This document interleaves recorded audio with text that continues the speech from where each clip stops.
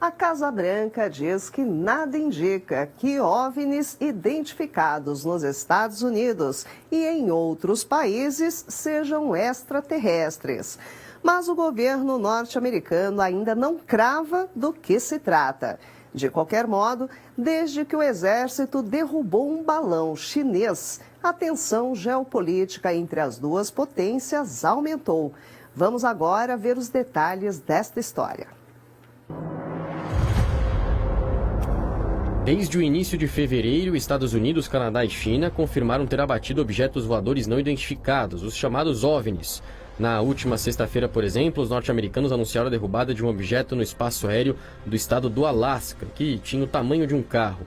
Uma semana antes, os militares do país tinham derrubado um balão de origem chinesa. O primeiro-ministro do Canadá, Justin Trudeau, por sua vez, ordenou o abate por um caça norte-americano de outro objeto voador não identificado com o formato cilíndrico que sobrevoava o país no sábado. Neste mesmo dia, a Força Aérea do Uruguai foi acionada pelo governo para investigar uma possível aparição de OVNI nos céus de Paysandú, região próxima à fronteira com a Argentina. Já no domingo, dia 12, foi a vez de autoridades da China relatarem a aparição de um objeto voador não identificado na região leste do país. Enquanto isso, no mesmo domingo, outro OVNI com um formato octogonal foi derrubado pelos militares dos Estados Unidos no estado do Michigan, fronteira com o Canadá.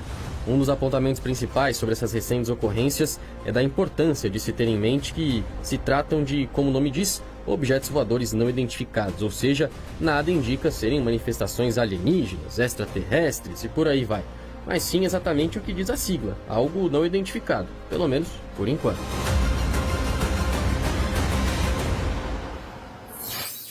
Pois é, e para entender mais sobre esse assunto, vamos receber agora ao vivo o professor doutor Carlos Eduardo Vale Rosa, que é coronel aviador da Reserva da Força Aérea Brasileira e docente na Universidade da Força Aérea, a Unifa. Vamos lá? Deixa eu colocar aqui na tela para a gente poder conversar um pouquinho com o professor doutor Carlos Eduardo. Boa noite, professor doutor Carlos Eduardo, boa noite. Bem-vindo e obrigada pelo seu tempo. Boa noite, muito obrigado. Eu que agradeço a oportunidade. Vamos falar um pouquinho sobre esses eventos, né? Mas antes de mais nada, deixa aqui fazer até um comentário que é muito importante.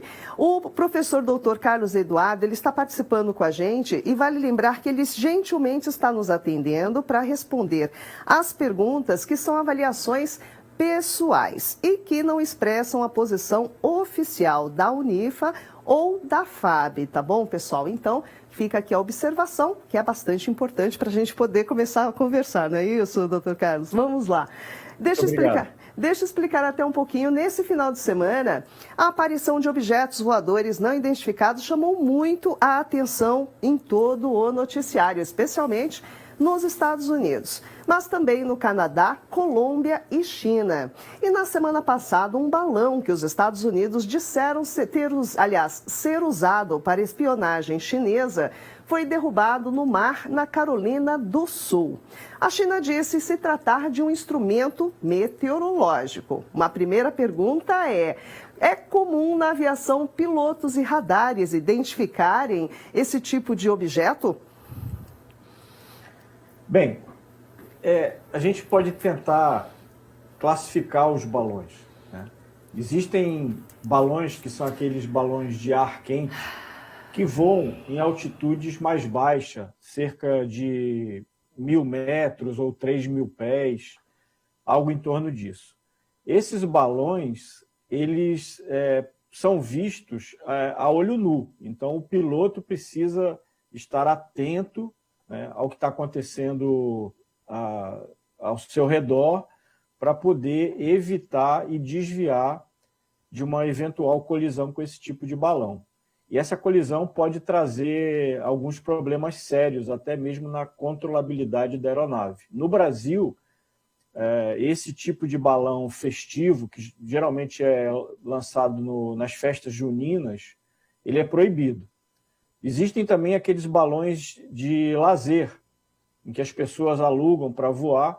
Esses balões, eles são lançados em áreas específicas e percorrem trajetórias que evitam obviamente, a proximidade de aeroportos ou rotas de aeronaves. E existem esses balões que estamos falando agora, que são os balões de natureza meteorológica ou espiões, né? A gente ainda não sabe ao certo, 100%. Esses balões eles voam em altitudes já muito elevadas, né? Além até das rotas das aeronaves comerciais.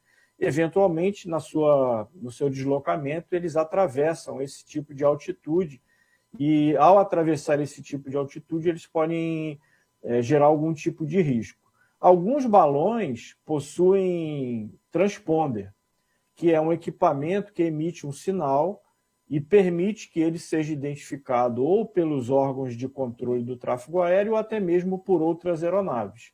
Alguns balões têm cargas úteis muito grandes de metal e esse tipo de carga útil também pode ser identificado pelo radar. Agora, há alguns balões que não se encaixam nesse tipo de classificação e certamente não têm condições de ser identificado.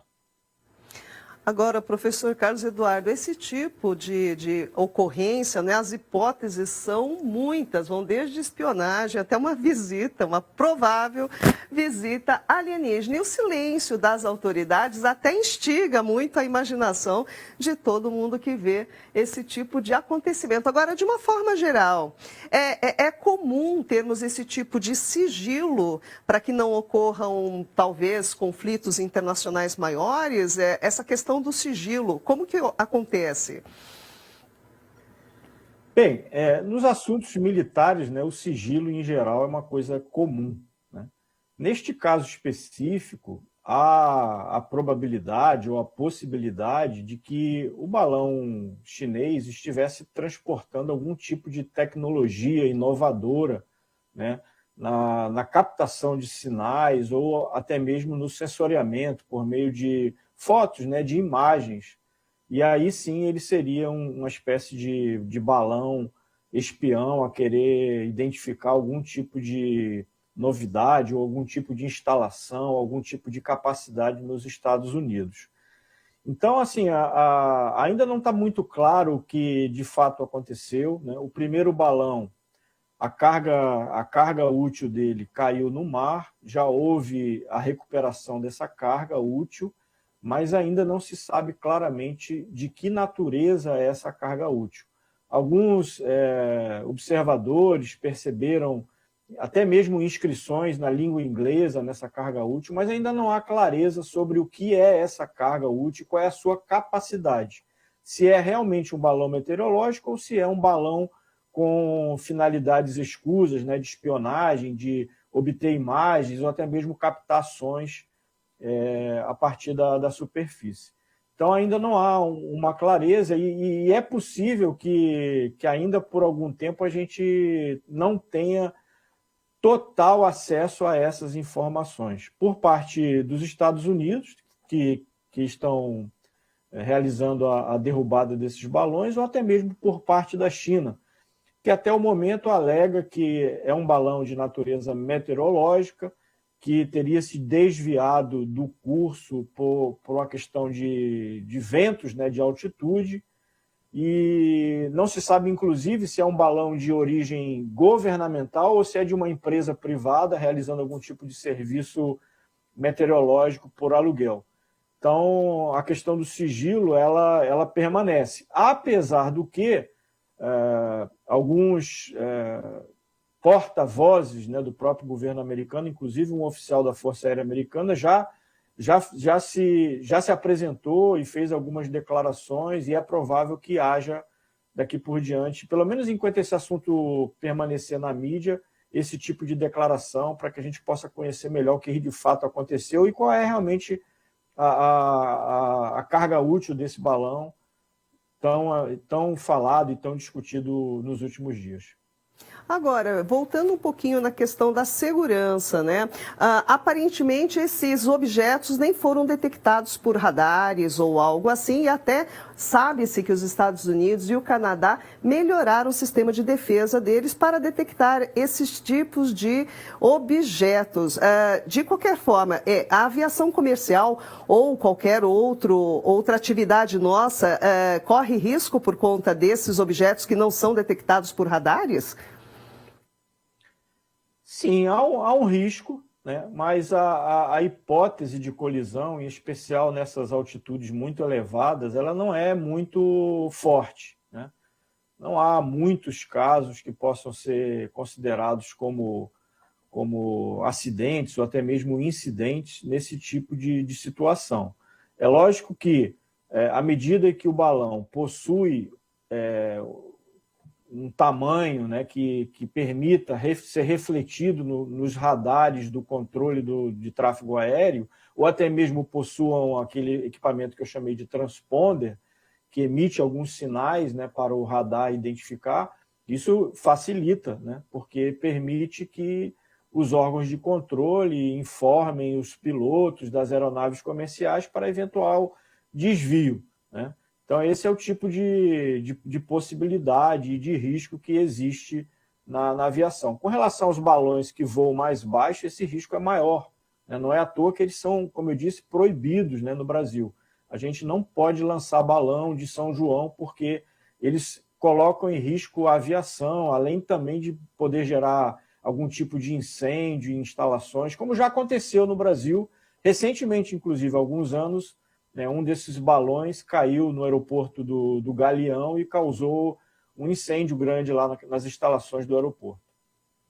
Agora, na sua opinião e na sua experiência, nós teremos mais informações sobre o que realmente foram esses objetos? Em qual prazo? É normal que eles demorem para trazer essas informações para o público em geral? Ou tem algo? Você pode nos dar uma ideia sobre qual prazo que nós podemos esperar para ter informações sobre esses eventos?